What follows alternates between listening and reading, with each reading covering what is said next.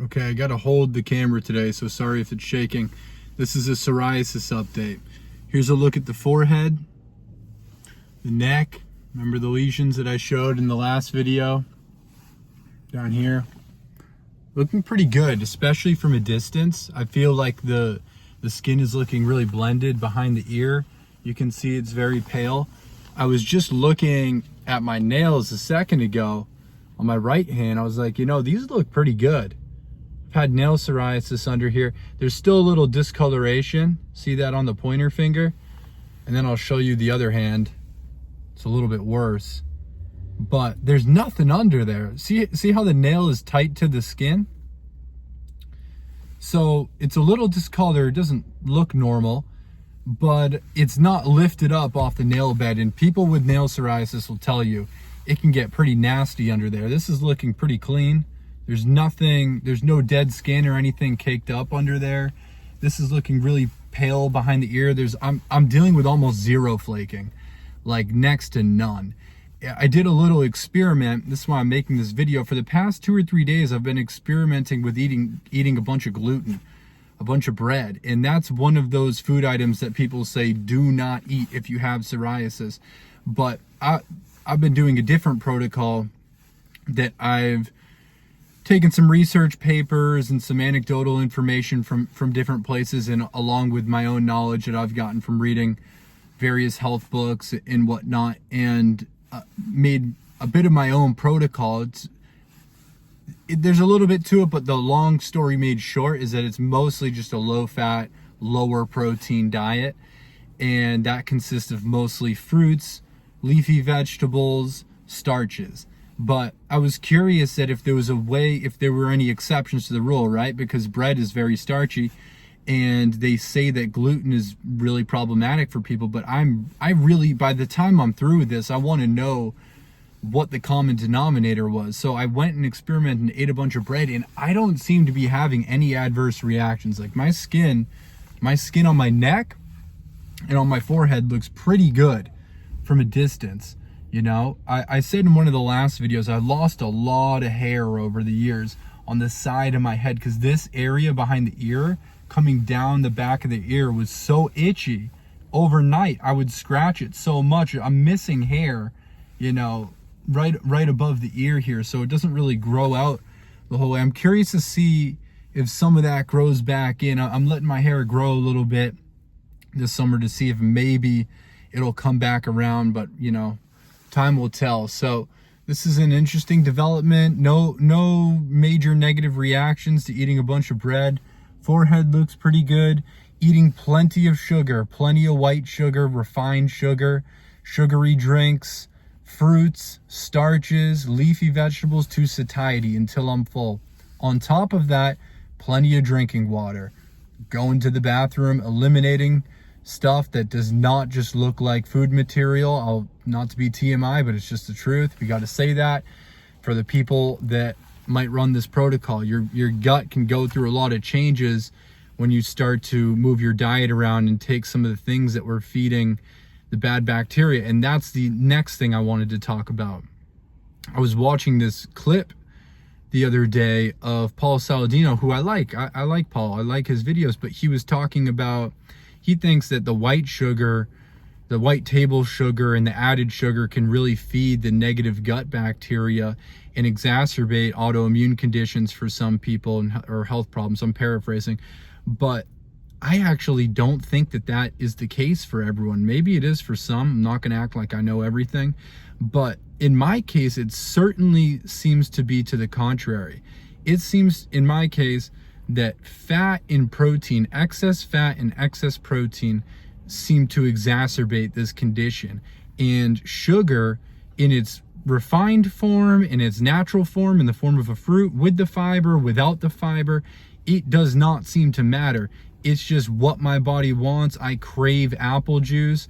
I crave starches, rice, fruits, bread. I always eat fruits in the morning, and then I eat starches later in the day because the fruits digest quicker. So I try not to put something very light on top of something starchy, because that will create digestive issues, fermentation, and that's no bueno as far as having gas goes.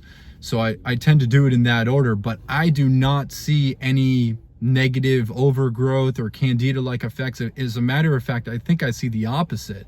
I believe I'm going through candida die-off eating copious amounts of sugar. And I do not hear a lot of people talking about this, but I've put my pictures up in some of the last videos. I'll continue to do that here. By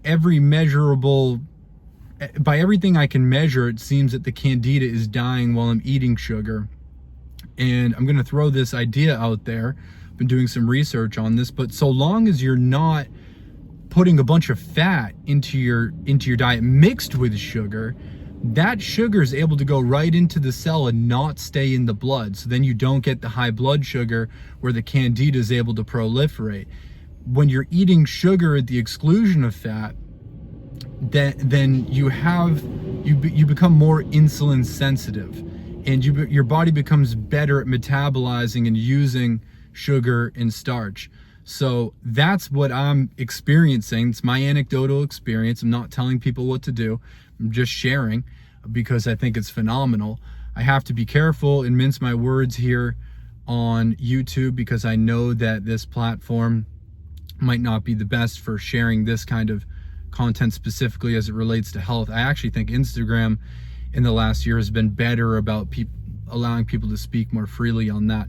So I got to be careful with that. I used to do videos here on health in the past, and they're always getting flagged and shadow banned and all that. So I'm just going to even avoid saying those words actually in this video because I don't want the AI to trigger any negative sort of reactions from me making this. But it would be unethical of me not, in my moral compass, it would be unethical of me not to share what's going on here. I've been going through a lot of stress lately, and cortisol is a funny thing because, you know, it can make a lot of symptoms worse, but I've actually seen it make symptoms better because it's a potent anti-inflammatory hormone. That's actually, they use synthetic cortisone when you first walk into a place with psoriasis. A lot of the time you put it on topically, right?